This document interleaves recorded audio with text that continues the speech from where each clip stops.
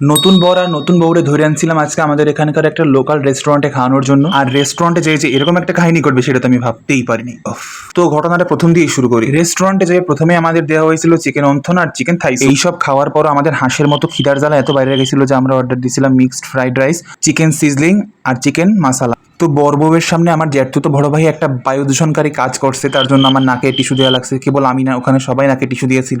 মানে খুবই এম্বারেসিং একটা অবস্থা। তো হেয়ার পর ওর পাদের গন্ধ শুইকে এই জায়গায় আমি কোকাকোলা খাইতে ব্যস্ত হয়ে পড়ছিলাম, মানে নিজের একটু সামাল দেওয়ার জন্য। তো তোমরা আমার অবস্থাটা দেখতেই পারতে আছো। তো ও একবারে তো থেমে থাকার লোক নয়, বারবার এমন কাজ করতেই ছিল যার জন্য আমার বারবার নাকে টিস্যু দেওয়া লাগতেছিল। তো যাই হোক, তারপর আমাকে খিদা জ্বালা এত বাইরে গেছে যে আমরা শেষমেশ আইসক্রিম অর্ডার করছি। তো পাদের গন্ধ গোল্লায় জায়গায় আমার খাওয়াটা আগে, তো ওই জায়গায় আমি আইসক্রিম খাওয়া শুরু করছি ভগবানের নাম লইয়া, আর খাইছিও 2 বাটি। তো বাঙালিরা রেস্টুরেন্টে যাবে আর তাদের চিহ্ন ফেলে রাখবে না, just look at the table. My god, আমি জানি তোমরা সেই পাদমারা পোলাটা দেখতে চাও। তো এই সেই পাদমারা পোলা আর কেউ না, আমার জ্যাঠতুতো ভাইটা আমার ভিডিও নষ্ট করতে আইছে। আর এইদিকে আমার পিসি পান খেয়ে নিজের খুব কুল প্রমাণ করতে আছে। তো ওর পাদের গন্ধ টলারেট করতে না পারে আজকে আমি বাসায় চলে আসছি। তো আজকের মতো এই পর্যন্তই।